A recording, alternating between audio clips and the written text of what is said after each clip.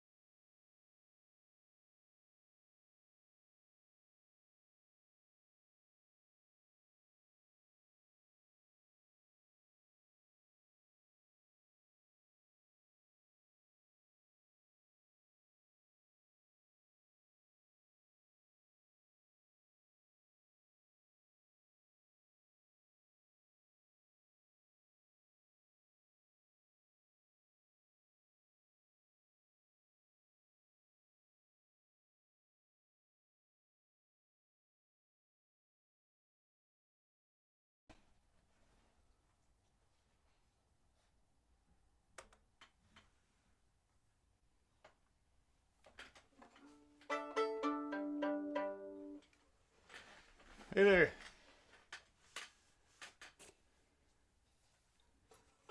Hi, Nathan. How you doing? Good. Good, good.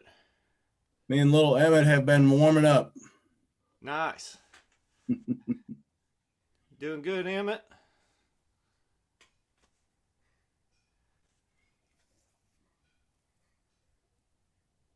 All right. All right. There's Steve.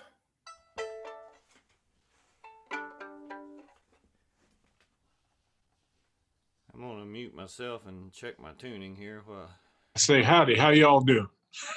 good. Steve, is that your shop back behind you? Yeah, yeah.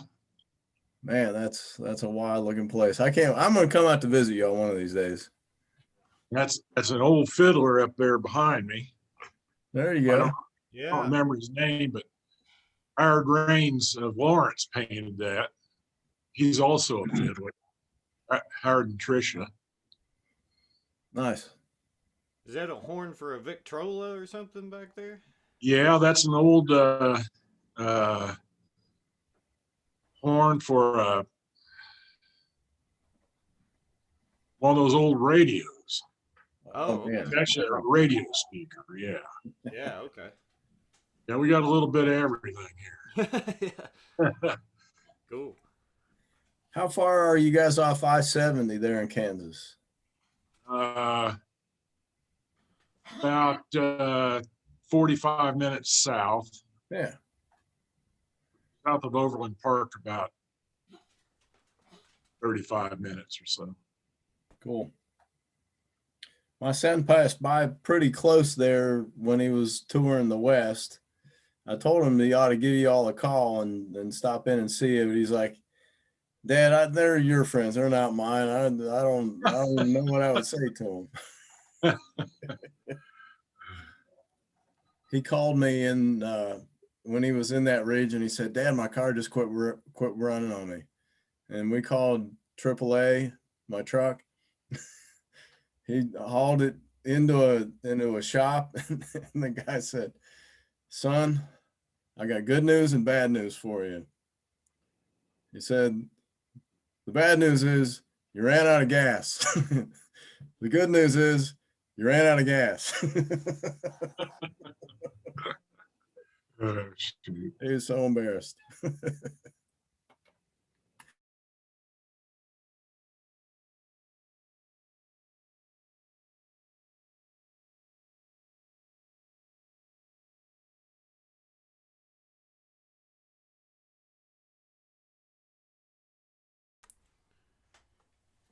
All right. Good to see y'all again. Let's all just take a few minutes, kind of warm up, check our tuning, make sure we're in tune. Kind of practice using our bow, pull the strings across the bow.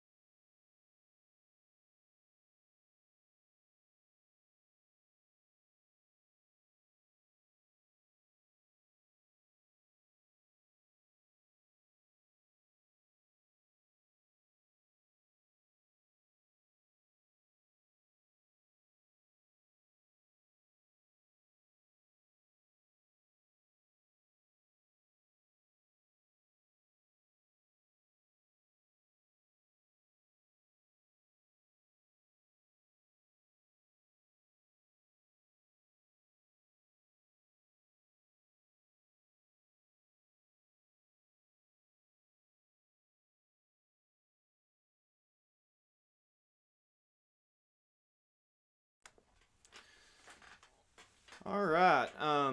Does anybody have any questions from last time? Anything anybody wants to say about last time? All right. Well, I think everybody got an email today from Grace, who is our technology person. And she's going to start putting all these videos on YouTube and send you a link to them.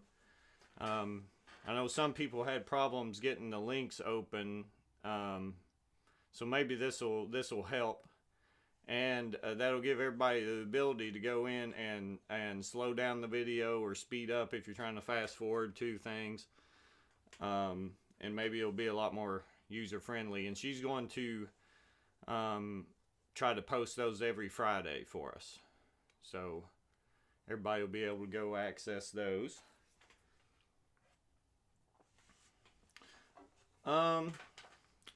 So just to review a little bit, you know, right now this is our 4th week, so we're about a third of the way through the length of the course here.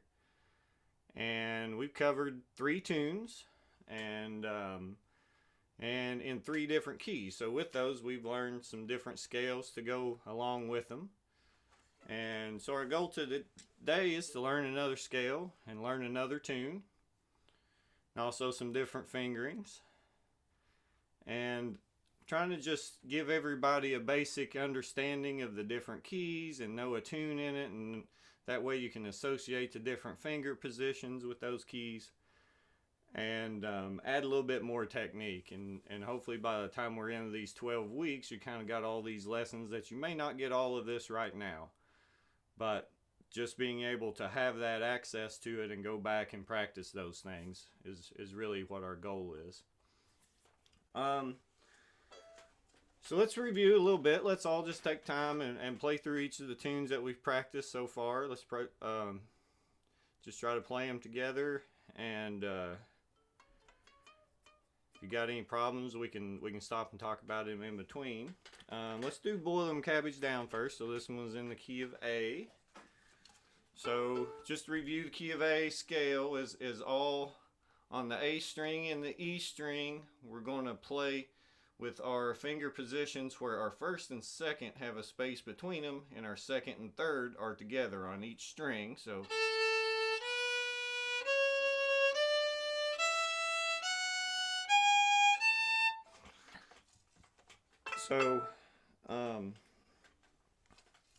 those are all the positions that we're going to use for this tune.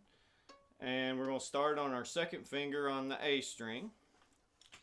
And I'll play the taters, and then everybody can play along.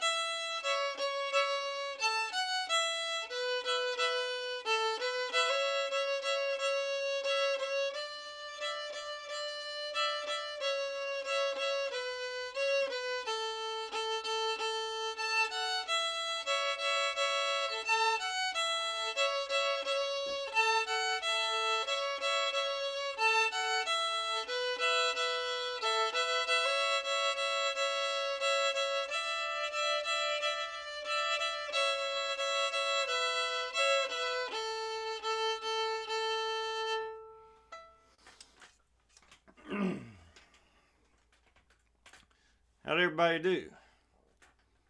Everybody seems to be smiling. Thumbs up. That's good. All right.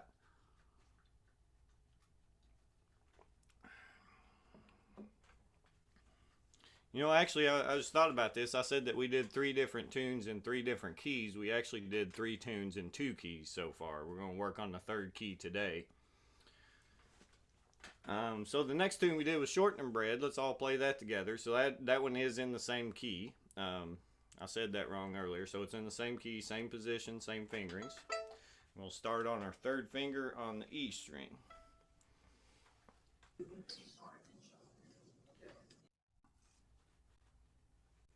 Emmett, did you have a question? You made dinner. Go ahead.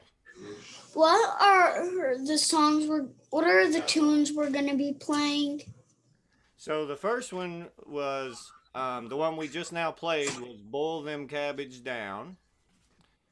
And then the next one we're going to do is Shortening Bread. And then the third one we did was Soldier's Joy. And then we'll learn a new one today. And actually it may be a good idea. I could email this list out to everybody so everybody has the names of the tunes, and I'll even look for some different versions, some links that people could listen to too. All right, so let's do Shortening Bread.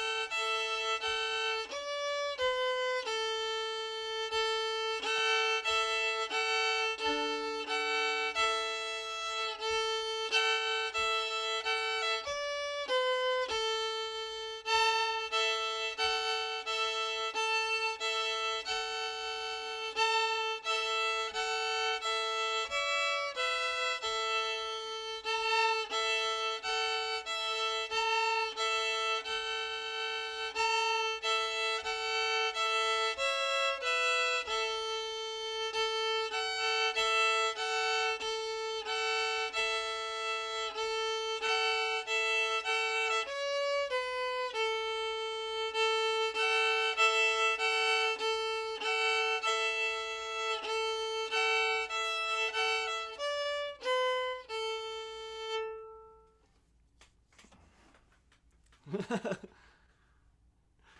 see some smiles and I see some heads shaking. Yeah, we'll get there. We'll all get there.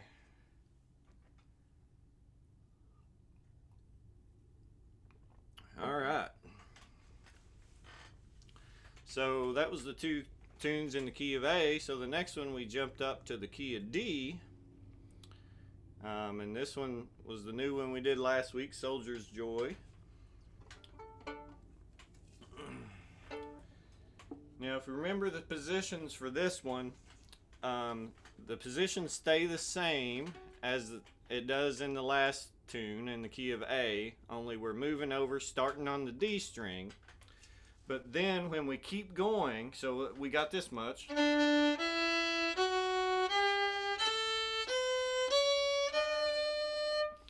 Right, so then if we start there, our positions shift to where our middle finger has to go back up against our first finger when it's on the E string. So that's our positions on that string. All right, so let's try this all together, and I'll try to play it really slow.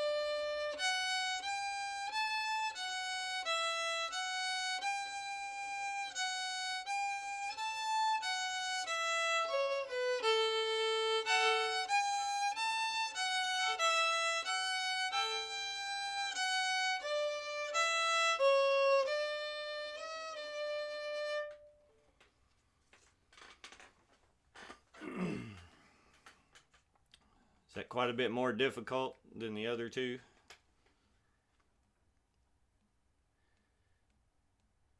It's not that bad, really. It's just to me the hardest part is that very ending lick of both parts. And the key is just set and break that down. Just take, when you struggle with a phrase like that, just take that phrase and just try to play it over and over and over until you can do it without making a mistake. Because it really is, you know, it's kind of like, it's muscle training and it's memory training. You know, you want to be able to make it second nature to you. So that's about the only way to work out those hard phrases, is just sit and just take, you know, whatever 5 or 6 notes that you need and just play that over and over and over. Nathan, what keys were those in? All right, so the first two, so shortening bread and boil them cabbage down, are both in A. And then Soldier's Joy is in D. Thank you.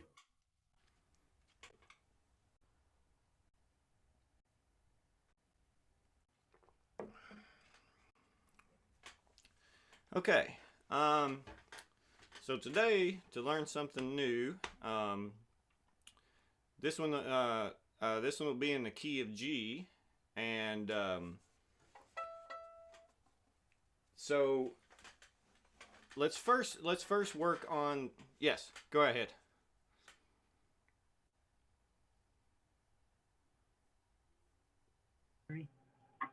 Okay. So going back to the keys, on Soldier's Joy, it's in the key of D. Is that what you said? Yes. Okay.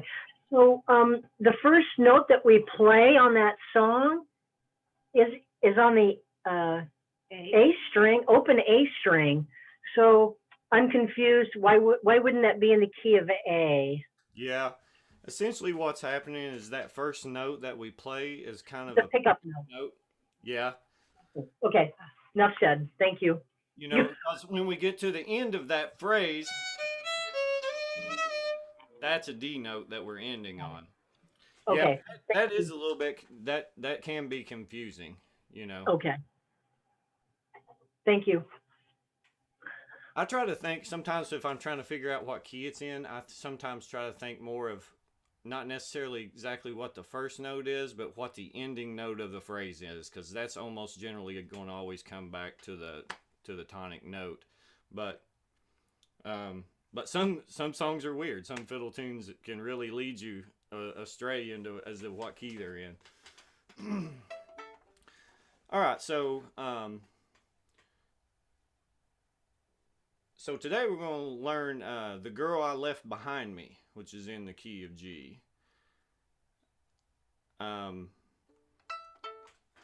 Let's see. Let's talk about the scale first, and then I'll play the tune and we'll break that down. So to play in the key of G, if we take the positions that we know in the key of D and A, and we start on the open G string, and we just play those same positions with our space between our first and second finger and our second and third finger being together, we can play that on those top 2 strings.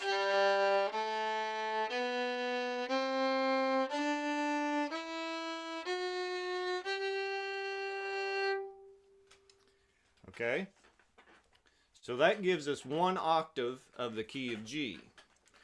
Now the nice thing about the key of G is that we can play 2 octaves without having to shift our hand down into a higher position on the neck. So just going across the strings, we can get 2 octaves out of the key of G. So the way we do that, if we take the note that we ended that last scale on, which is on our third finger on the D string, and we keep playing all the way across the strings, only what we're going to do this time is we're going to shift our middle finger up against our first as we play across the A and E strings. And the scale is going to end on our second finger on our E string. So let me play that real slow so you get the idea. So if we start there, then open, first, then our second is up against our first, third, then come down to our open E string, first finger, And here our second finger is against our first. So that's a G note. This up here is a G note. And this up here at top is a G note. Does that make sense? So to play that whole scale again, starting on that third finger.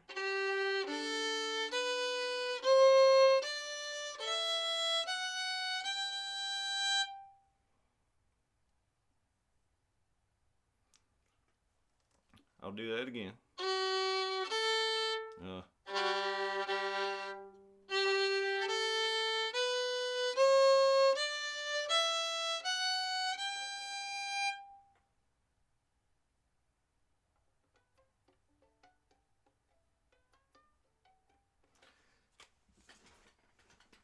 So that allows us to play 2 octaves. So if I played a 2 octave scale, I would start on this open string.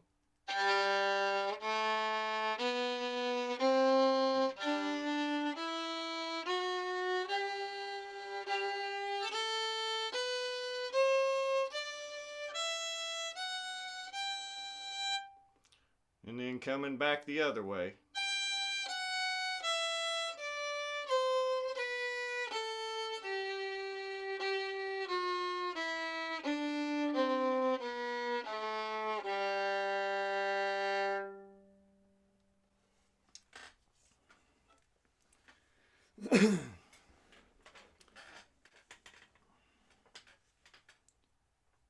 Okay, anybody got any questions about that before we move along? I want to make sure everybody knows the finger positions before we jump into the tune.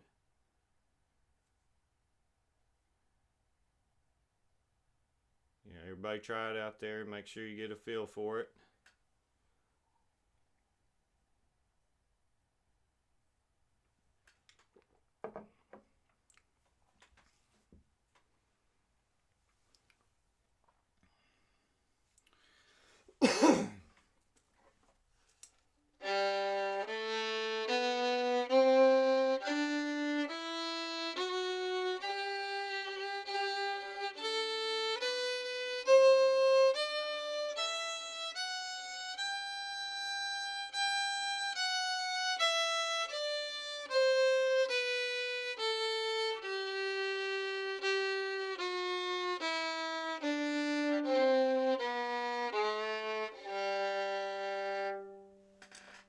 Okay? Alright, so let's move into the tune. Let me just play through it a few times. Give everybody a feel for it. It's going to start up here on that second finger high G string. And it's going to play across all our 3 bottom strings. But let me just play through the tune a few times.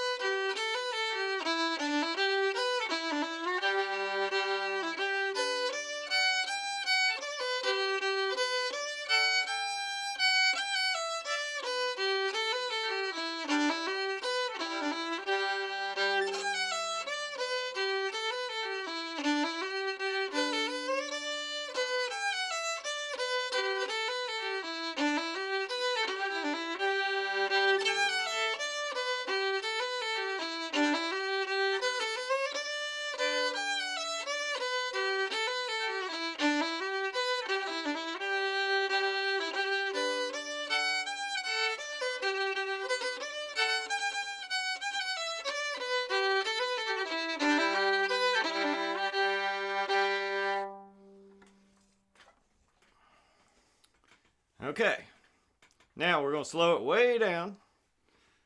That's kind of a normal tempo there, just so you get an idea for the tune, but we're going to slow it way down, take it one phrase at a time.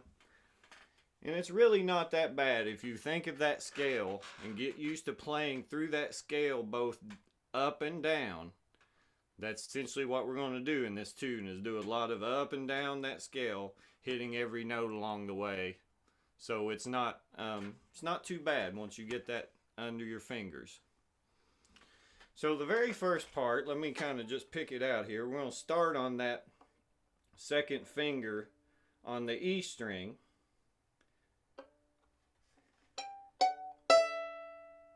So that's just 2, 1, 0.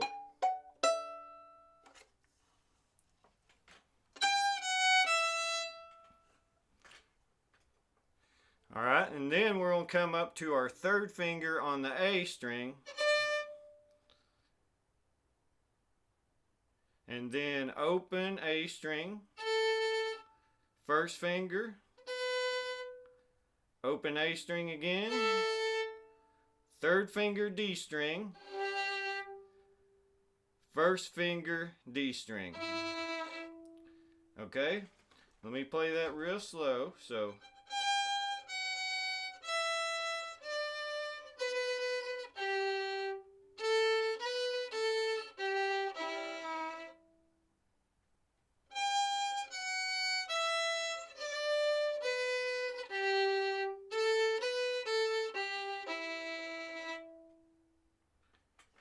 Everybody give that a try a little bit.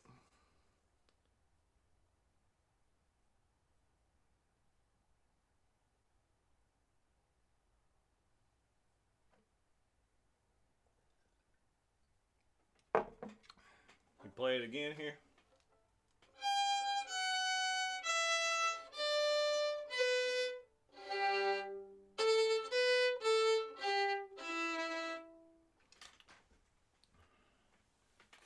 Let me try to just pick out the fingerings real close too from this angle so you can see. Hit the wrong string, sorry.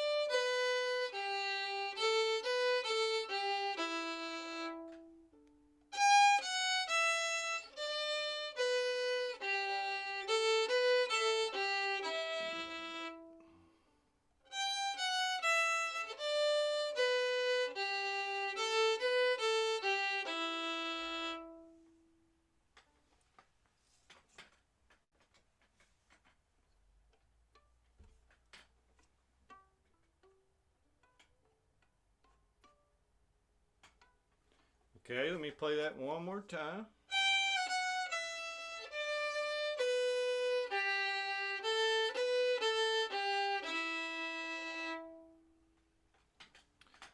Okay, now the next part, we're going to start on that D string, and it's let me play it real slow.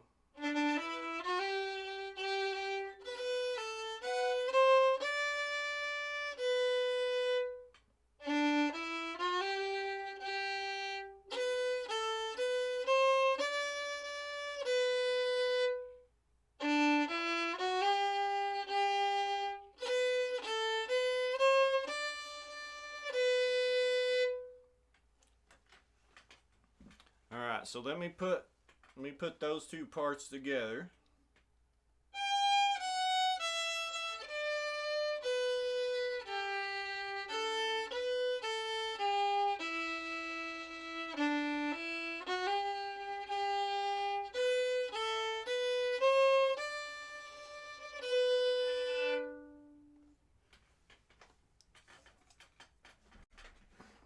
Okay, let me play through that real slow again.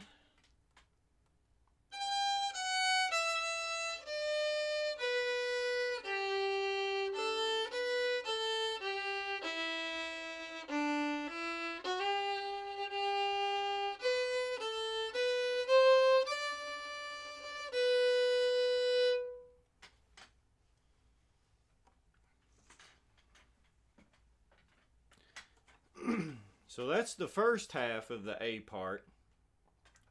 The second half does exactly the same thing, only the ending is just a little bit different. So the second half of the A part does this.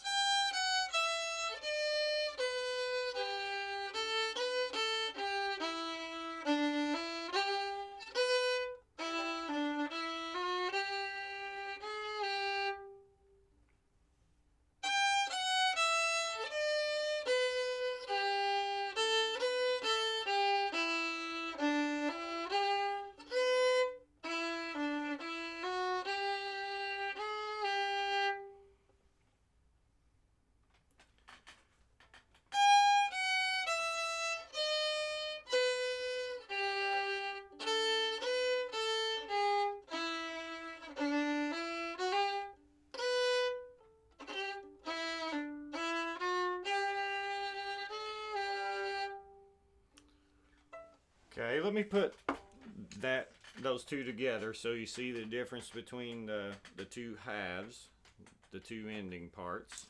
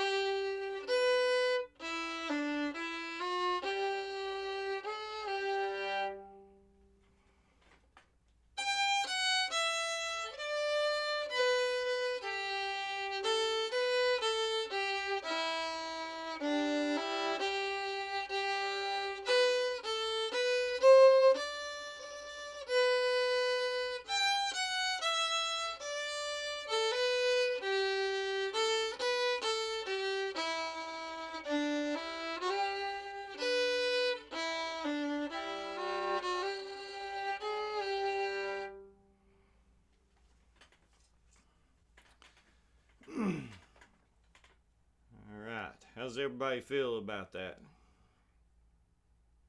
Okay?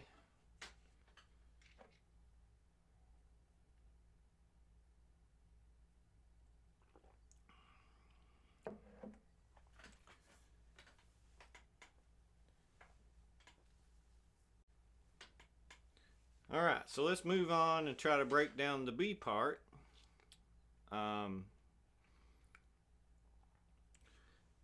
It uses a lot of the same position, so it's not too difficult because it's not too different from the A part. So let me play through the whole B part for you.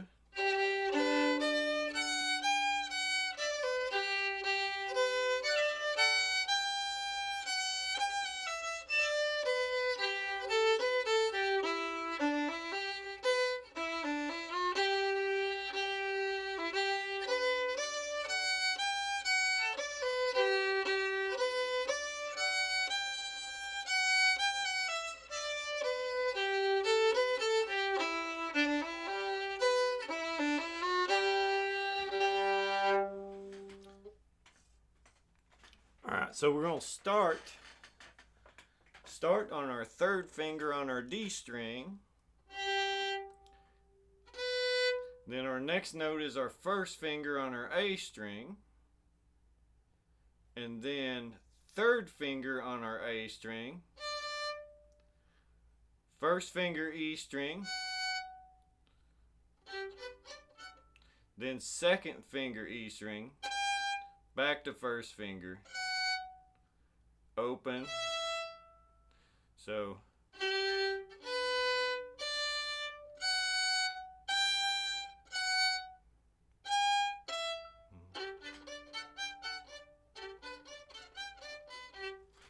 alright, so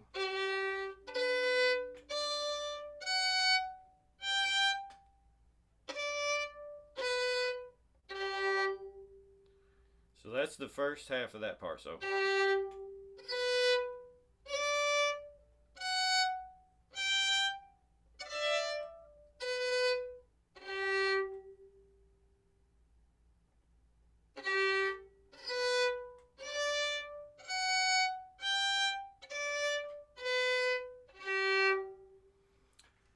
So that's the first half. The second half, you do exactly the same thing, only you hold on your first note at the bottom.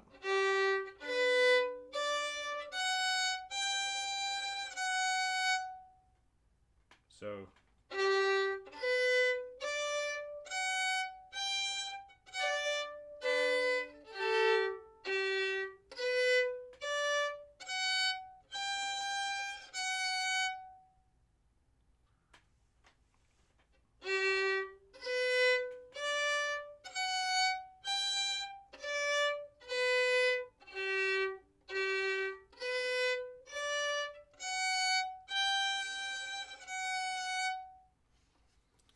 So all of that is just your first and your third fingers all the way till you get down to the E string, and that's the only time that you're going to use your middle finger on that part.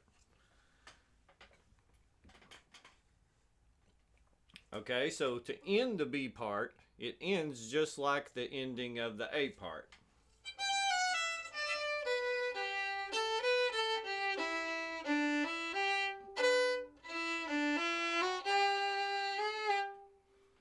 So if we put all that together,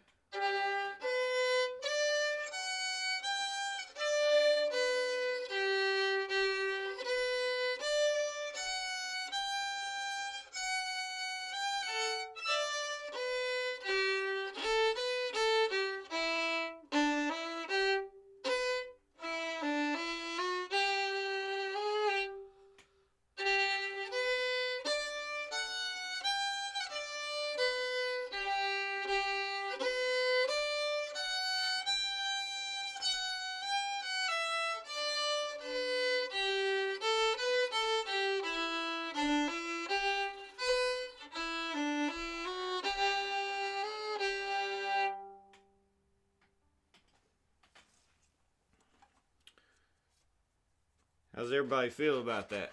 All right. There are words to this song. A lot of people, it makes a great fiddle tune without singing, so a lot of people just play it as a fiddle tune, but there are words to it. The movie Fiddle Goes West always pops into my head because they sing this song in that movie, and I don't know, every time I play this tune, I think of that movie. But all right, let's try to play it all together. Put both of those parts together now.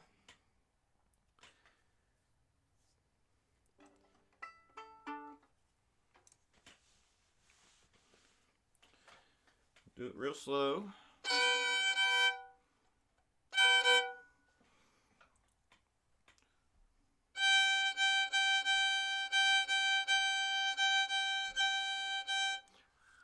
Oh, do I have a copy of the words? Maybe we look. I can look them up. Sure, I'm sure I can find some. Yeah, I'll send everybody some words to it if I can find them. All right, here we go.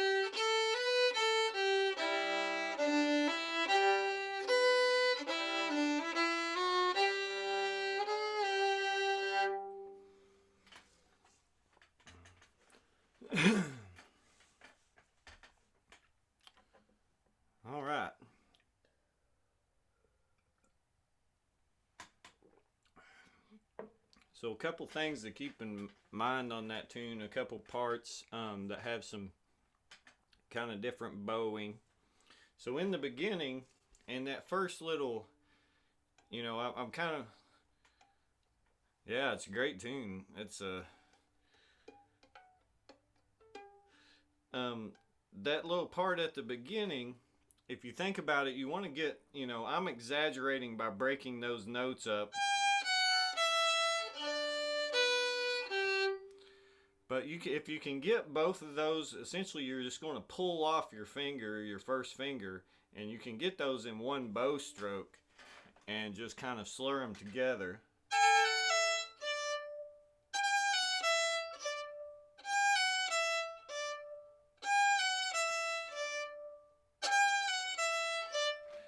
So I'm getting 3 notes with one down bow, and then pushing up to get the 4th note.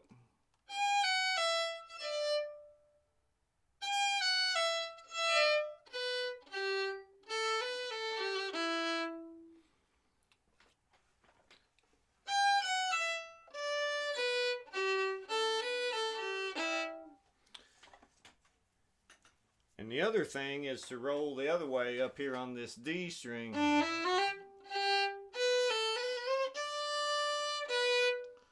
So in that part you can get all those notes on that D string in one down bow.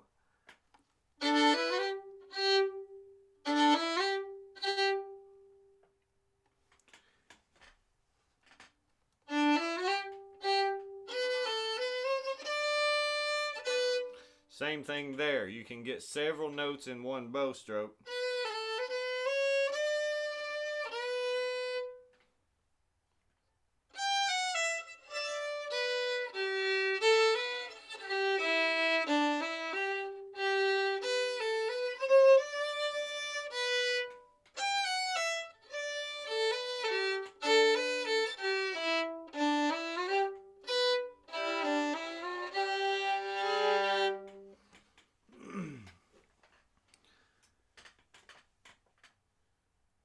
One thing to remember when you get to the very last note there, that 3rd finger matches the same pitch as the open string above it. They're both G notes. So if you can bow that open G note along with it, it can help you adjust your fingers and tune to make sure you land in the right spot.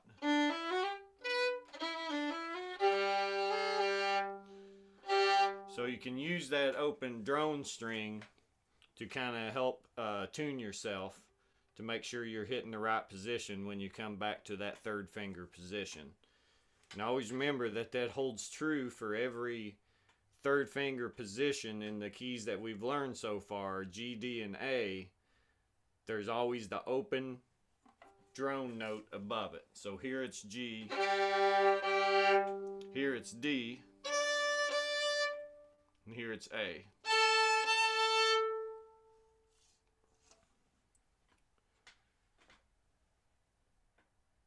Does that make sense?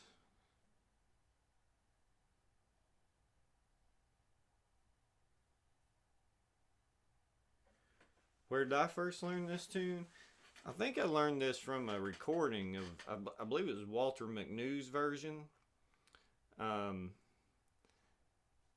And then I don't know if the way I'm playing is exactly the way that he did or not, because over the years I've had a couple ensembles at Morehead State that we've done this, and every student in the band kind of plays it a little bit different, and I tend to do that a lot. I'll learn a tune from somebody and I might play it like them, but after I play it with other people, it tends to influence me, and I realize that I changed the way that I play tunes based on who I've played them with in the past, which maybe that's the way it's supposed to work. I don't know. Yeah. There's something to be said for saying, yeah, I can play this exactly like, Art Stamper or somebody did, but, he played it like himself. So,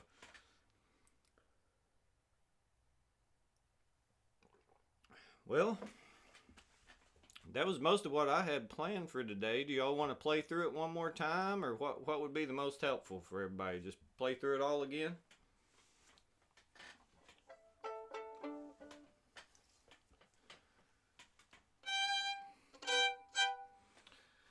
All right, here we go.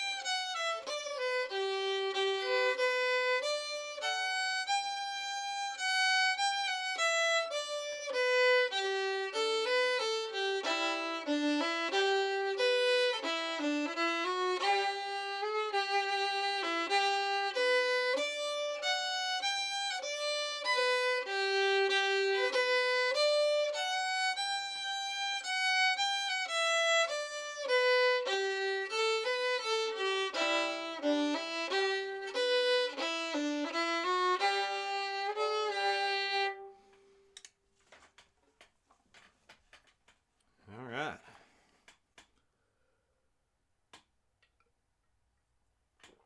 Steve, do you play that banjo behind you?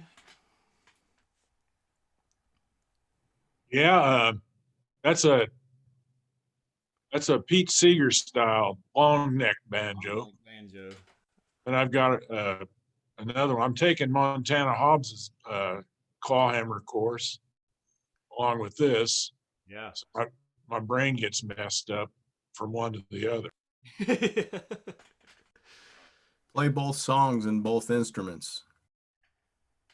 Yeah, that helps if you learn the same songs on both.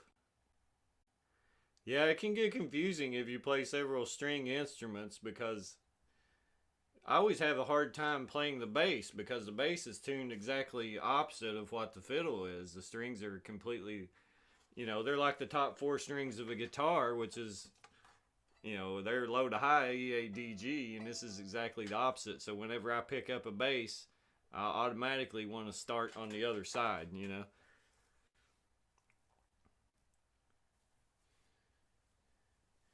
Anybody got any questions? Anything they'd like to say? Anybody want to play for us? Anybody want to take a turn? I practiced today probably 2 hours, and then when we start having a class, I can't play nothing. That happens, You got to be in your space, You got to be in, sometimes when you're practicing right by yourself, that's when you're the most focused, And it can be a little weird, in this scenario when you're there's a bunch of squares to look at, and trying to listen to a computer and play along at the same time, you know. I've been trying to play along with songs that I know pretty well, and I've found that that really helps me get the like get familiar with the keys, because songs will change keys from, you know, during, you know, from the chorus to the verse sometimes. Yeah, yeah. So, do you mind if I give it a try? Have at it. We'd love to hear you. All right, well, let's see if we can pull this off.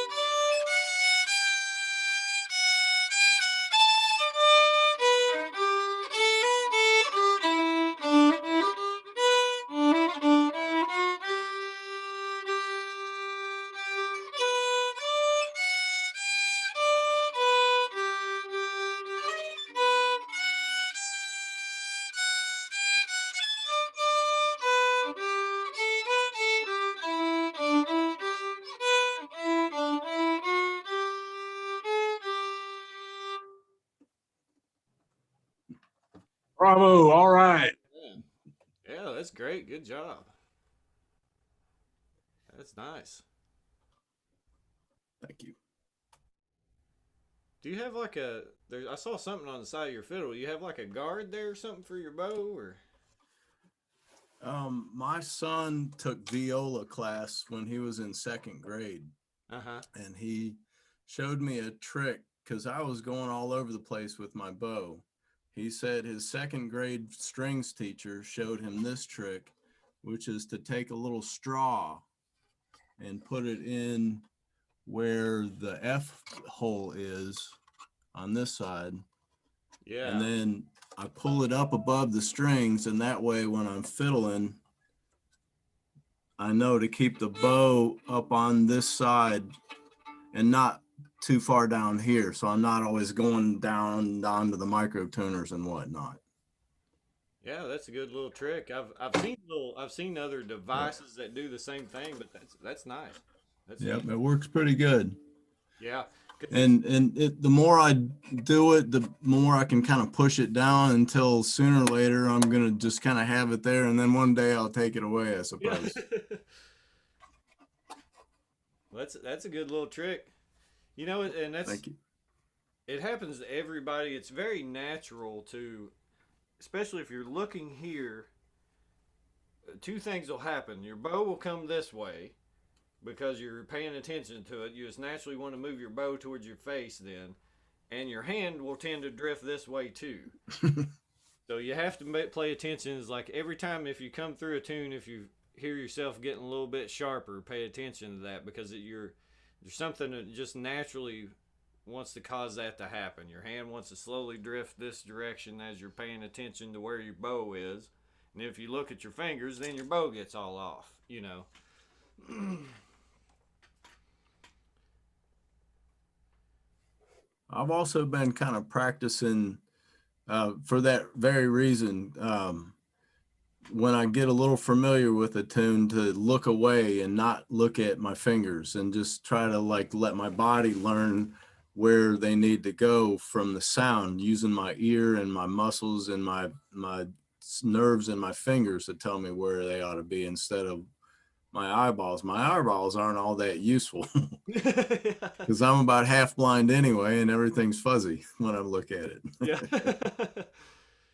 Yeah, and you know, it's good to do that. It's good to to look away. It's good to watch yourself in a mirror sometimes. It's good to practice in very different ways. And think about what is practice in different ways that you can practice. You know, I've said before that sometimes I can learn a tune just by, you know, while I'm driving in the car and really listening to it and just trying to really visualize where I would put my fingers and what the patterns are, and try to really think it through before I ever pick up the instrument, you know.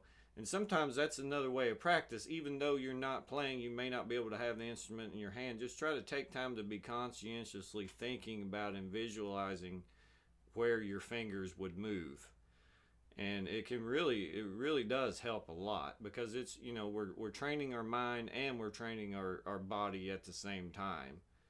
And hopefully, you know, we get them all to do to coincide and do the same thing at the same time. But we're all human, so that doesn't always happen, you know. I spent a lot of time listening to Bill Monroe tapes, and there's a lot of really good fiddle tunes on there, like Uncle Pen. Mm-hmm. And I found that just humming along with them, and sometimes like to get all the parts, I'll make diddle diddle noises.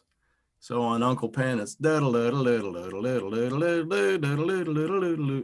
And if you get used to doing that, that sort of it brings it into your brain three different ways, because you're listening to it, you're listening to your own voice, so you're hearing it two different ways, and your mouth and vocal cords are making it happen at the same time. Same thing with whistling, so it's getting it into your brain three different ways at a time. Yeah, I've always thought that if you can at least hum the melody, you're probably not going to be able to play it, you know. And if you're not at that point, the best thing you can do is just sit down and listen to it, and listen to it over and over until it really gets stuck in your head. And you know, and if it's a tune you really like and are attracted to, that'll come to you really easy. If you're trying to learn something obscure that's unnatural, you know, it may not come so easy. So you may have to really sit down and force yourself to listen. And sometimes we don't really, I think in today's age, we've become accustomed to listening to music while we are doing something else, or it's always something that's in the background. So the best thing we can do is like really become an intent listener, and do things like, if we're going to listen to music, sit down and listen to it and pay attention to that and try to visualize what's happening instead of it just being in the background while we're doing something else. And I think that, you know, that's a great skill for any musician to have, is the ability to sit down and do that, to really, you know, focus on a song, focus on the melody. I wouldn't suggest starting off with Grateful Dead songs, though. If you want to really blow your mind, you can, yeah. Or keeping up with those key changes, that'll blow your brains up. Oh, it blows my mind how, you know, they were able to come up with some of the arrangements and key changes, and then descend off into real long solos, and then all come back together on the same part. You know, that just takes a lot of practice together, a lot of playing together, and a lot of being able to read each other, you know. But, you know, just listen to a lot of fiddle music. If you want to learn to play the fiddle, listen to every fiddle player you can find. You know, they've all got something to offer, and you'll learn something from all of them, you know. But also, don't be afraid to listen to the Grateful Dead. That's good music too. That is something you can put on in the background while you're doing something else, because one song lasts 20 minutes. So some of Jerry Garcia's work with Dave Grisman has that more old-timey stuff connected to it. Yeah. And also when Jerry Garcia was playing banjo with Old and In the Way with Pete Rowan and a couple of those other guys, those are all much easier to learn and get into your head as fiddle tunes too. Yeah. There was a great album that was Jerry Garcia and David Grisman called Shady Grove. It was just the two of them playing duets, and they played a lot of just standards, you know, standard tunes and stuff, but made them really good, you know. I was listening to David Grisman today. I've got an old LP that's It's pretty cool. It's on one side it's dog grass, and on the other side is dog jazz. So it's a jazz record on one side and bluegrass on the other side. And it's got two covers. One cover is a dog, and he's like on a hay bale with a cowboy hat and a bandana, and the other one is a dog like sipping a martini with sunglasses on in a jazz lounge. Really good stuff though. Stefan Grappelli playing with him. Nice. One of my favorite Jerry Garcia records is Not Just for Kids. Oh yeah. Great. Yeah. Yeah, my kids grew up on that one. Yeah. That's a great children's album. Right up there with Tom T. Hall's children's album. That's a good children's album. Really? Snakey Snake. Yeah. He released that I Love song on that album, and it was like #1. It was like the only #1 single to ever come from a children's album. Little baby ducks. Yeah. All right. Does anybody got any questions or anything? You'll get recordings on Friday, and I'll see if I can look up some lyrics and also I think I'll type up like a list of tunes and keys just to keep up with as we're going along. I might be able to create like a shared document or something that we can put some of these notes in. Nice. All right. Well, this was a lot of fun. It's good to see y'all. Thank you, Nathan. Thank you all. See y'all Yeah. later. All Thank right. you, Nathan. Thank you. See Good ya. to see everybody. Later. Bye now.